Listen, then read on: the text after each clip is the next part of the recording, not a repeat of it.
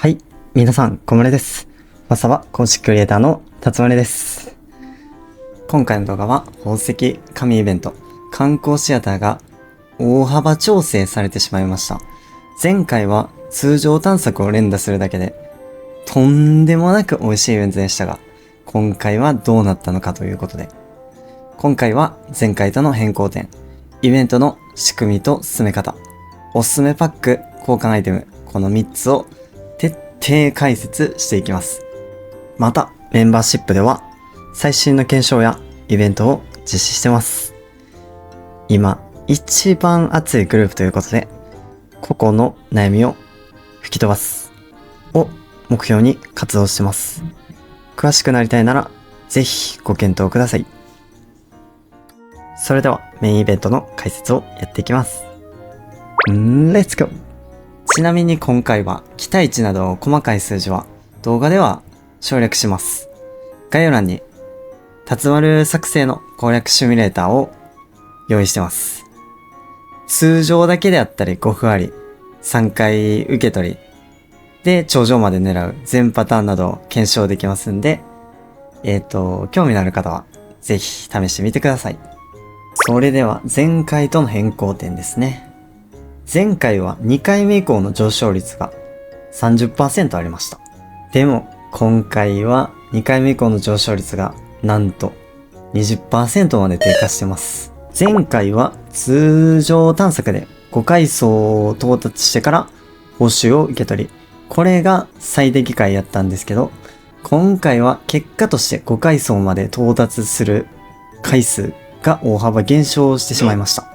なので、ほとんど50コインばっかりになります。1回に落とされて。なんで、前回と同じやり方では損をするので、やり方を変えましょうということで。結論、普通探索で3回を目指す。これが一番期待値が高いです。結局通常探索かよってなると思うんですけども、今回は4回5回にはほとんど到達できないです。このやり方をやったとしても。ちなみにフルパック購入して400回ぐらいの試行回数を積んだんですけど、4回に到達したのは4回程度。5回は0でした。3回を目指すにあたって、まず5分5枚でスタートしますよね。で、2回上がったら通常探索で3回を目指します。そして3回へ到達したらコインもしくは欲しいアイテムを受け取って終了っていうのが一連の流れです。ただ、稀に通常探索で一気に3回に行くこともありますし、2回到達時の通常探索で4回もしくは超運がいいと5回に到達することもあります。それも同様でコインの受け取りと欲しいアイテムと交換するっていう形になります。ここで見落としがちな注意点を紹介しますね。3階層を目標にすればいいっていうのは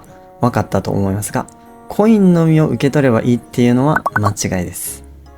3階層以降はコインとアイテムが一定の確率で抽選されますが、画像の通りコインよりお得なアイテムがいくつかあります。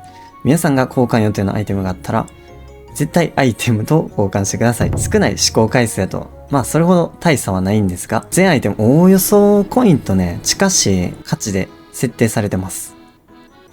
ただ、3階層を目指すやり方はかなり試行回数を積むことになるので、結構差が出ます。例えば、今回追加された専門家の印。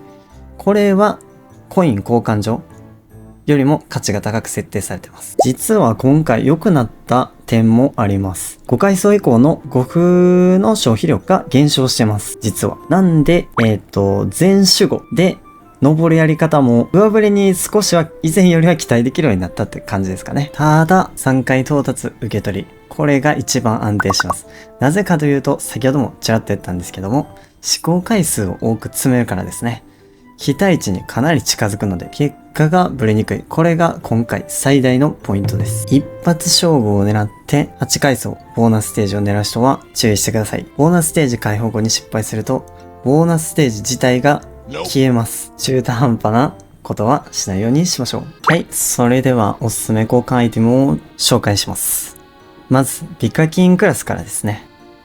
第1位は、専門家アイテム。そして、第2位は、歌唱。第3位は、皆さんが欲しいものでいいんじゃないかなと思います。理由に関しては後から説明します。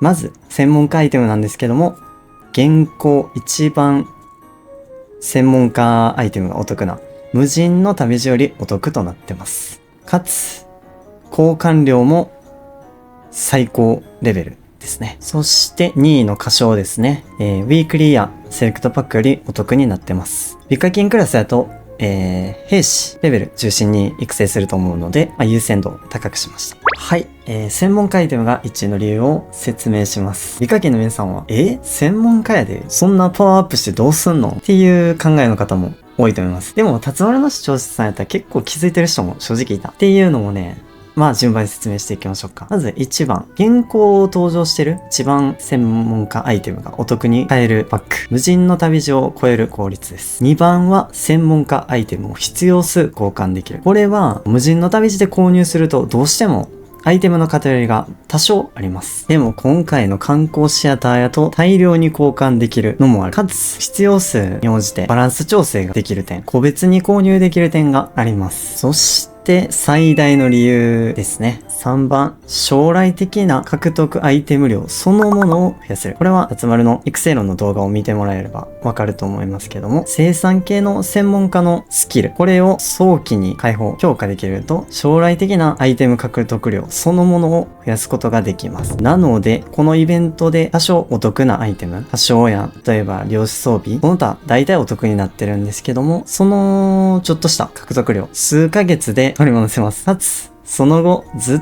と皆さんの無料で獲得できるアイテムとして皆さんに還元される。これが最もでかいです。ただ、全てのプレイヤーに当てはまるかと言われれば、そういうわけでもないとは思います。特に、すでに生産系の専門家スキルはほとんど完成してるよ。であるとか、2番やね。どうしてもすぐ強化するアイテムが欲しいんや。今すぐ乗り手としてパワーアップしたいんや。とか、T12 を作りたいんや。って方、これはちょっとどうしても時間がかかってしまうので、専門家でトータルのアイテム量を増やすっていう考え方は。ただ、多分ね、一番専門家スキルがほとんど完成してる方、これは美課金には当てはまらないと思います。なので、かなり多くの方がまだ伸びしろが残ってるんじゃないかなということで。はい、第2位に挙げた歌唱についてですね。ウィークリーやセレクトよりもお得なので、かなり、購入してもいい候補に入ってます。2番、美課金の方の多くが、集結参加者として成長を目指すことになると思うので、確実に集結参加者として成長できるアイテムといえば、歌唱かなと。3番、ただこれデメリットなんですけど、交換量が少ないです。ちなみに、デイリー報酬、毎日クリアしてれば、全回収可能なほどなので、その課金してっていう体で考えると、候補に入れなくてもよかったんですけど、でも強いてあげるなら歌唱っていう感じで。はい。ただ、無料でも期待値的には全回収可能となってます。欲しいものの説明ですね。今回の観光シアターの基本資源とか以外、超得ウィークリーと少なくとも同程度以上に設定されてます。うまく全体的にバランス調整されたって感じですかね。今回のイベントを言い換えるなら大量交換できる超得パックみたいな位置づけになると思います。ただ、第1回ほど、例えば宝石が超絶お得みたいに飛び抜けたもんがないですね。なので、どの欲しいものっていうのは、どのアイテムを購入しても大体お得になるので、皆さんのバランス調整のために不足しているものを購入すればいいかなと思います。最後、重課金クラス。正直、1位から3位まで、専門家アイテムって言いたいぐらい、専門家が重要なコンテンツになったと、辰丸的には認識してます。はい。ただ、今回は一応3位まで別々のアイテムを紹介しますね。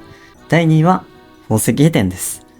おそらく宝石16以降の解放はまだ時間があるとは思います。ただ宝石移転をお得に詰めるコンテンツはなかなか少ないので全交換してもかなりお得なんじゃないかなと思いますね。そして第3位は量子装備です。これに関しては T4 の上限解放がおそらく近いうちに来るのではと。なので今のうちにお得に少しでも量子装備の資源を貯めとくのも選択肢としてはいいんじゃないかなと思います。はい、まとめプラス余談になるんですけども、かき氷イベント観光シアターはゲームバランスの調整として開催する予定ですと、米さんから、確認済みの内容です。なのですぐ専門家アイテムがよりお得になるイベントは来ない可能性がかなり高いです。はい、新専門家ガレスの導入、観光シアターに専門家アイテムの追加、そして大作戦にパックの購入